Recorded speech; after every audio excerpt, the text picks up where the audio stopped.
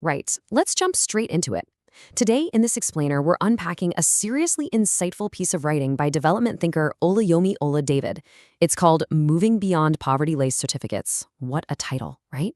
We're going to explore her arguments step by step to really understand how she believes our educational paradigms are literally shaping economic destinies. She offers this fascinating and honestly pretty urgent analysis of Africa's economic future. My goal here is to guide us through her framework so you can see exactly how she maps out the path from systemic failure to genuine prosperity. Let's do this. Okay, to start off, take a look at this massive 90% slice. That number right there represents a deeply pessimistic projection that by the year 2030, Africa may house 90% of the world's poor. I know, it's a heavy, alarming statistic. But what's so compelling about her approach is that she doesn't just drop this fact to spread gloom and doom. No, she uses it as a catalyst. She asks why this is happening, and more importantly, how we can actually fix it by looking at lessons from history. So to answer that why, we turn to Section 1, the Colonial Education Trap. Subtitle, Diagnosing the Root Cause. All right, let's dive into this. Ola David defines her main concept, poverty-laced certificates, as academic degrees that just completely fail to provide real economic empowerment. And why is that? Because they're operating within constricted economic structures. She explains that, historically, colonial masters basically dreamed up an education system meant to just churn out experts and managers for an established political and business order. It was a system literally designed to maintain the status quo, not to teach people how to build an economy or create new wealth from the ground up. And the real-world consequence of that old system today is, well, it's pretty tragic. She observes, and I quote, a teeming population of entitled, educated, unemployed people with nothing more than certificates to brandish. Just think about what that actually means in the 21st century.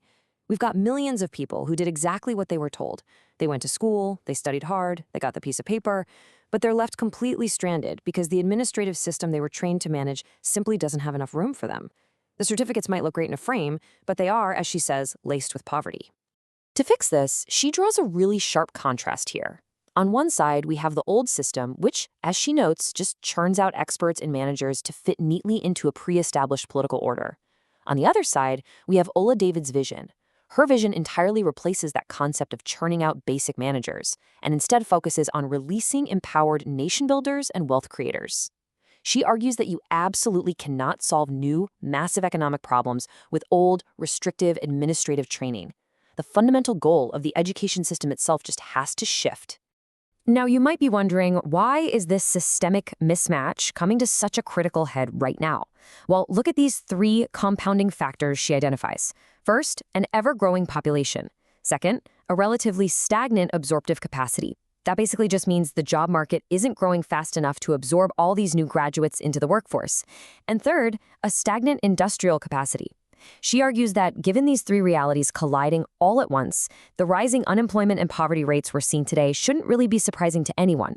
It's basically just simple math colliding with a totally outdated education model. Which brings us to Section 2, Taking the Enterprise Curve. Subtitle, Ola David's Path Forward. To forge this new path, she outlines three specific pillars that development thinkers absolutely must institute to create a sustainable system. Step 1 is systems of reorientation. We have to fundamentally change how people view success, work, and honestly, their own potential. Step 2 is critical and creative thought. This means moving way away from rote memorization and shifting toward genuine, agile problem solving. And step 3 is balanced education, meaning an education that actually matches the economic reality of the 21st century and gives students the practical tools to build things, not just to manage what's already there.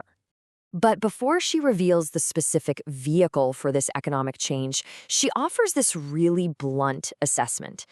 Decades of aid dependence have not transformed the African narrative. She emphasizes this very strongly in her writing. Historical reliance on foreign aid has fundamentally failed to solve the poverty crisis. Pouring external money into a constricted, managerial system doesn't magically expand the system. In fact, it often just creates further dependency. Now, what's really interesting here is her proposed alternative to all that aid dependence. She proposes a radical shift, saying, and I quote, "Let us try to take the enterprise curve."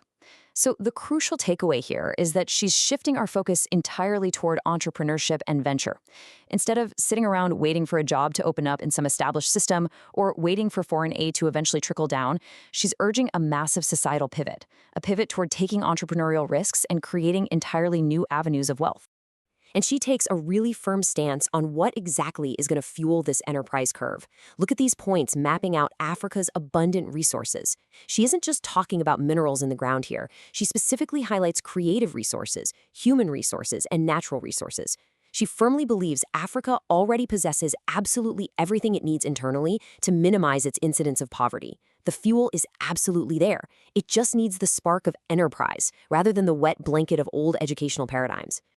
Now, if you're watching this and thinking, okay, but starting a venture sounds inherently risky, well, she addresses that concern directly. She notes that the African finance market, alongside intercontinental finance markets, is actually looking up right now.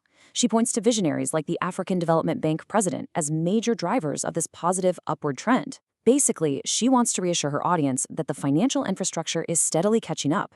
It's becoming safer and more secure for young, educated people to actually step out and take that venture. Which brings us to her final, powerful call to action. In her piece, she simply tells us, let us roll up our sleeves. So I want to conclude this explainer by leaving you with a provocative question to reflect on. If we collectively roll up our sleeves and actually shift from churning out managers to empowering genuine wealth creators, how quickly can the enterprise curve reshape a nation's destiny? It's a really profound thought on how the way we learn directly dictates the way we earn, and how educational paradigms literally shape our real economic realities. Thank you so much for diving into Oluyemi Ola David's insights with me today, and keep exploring.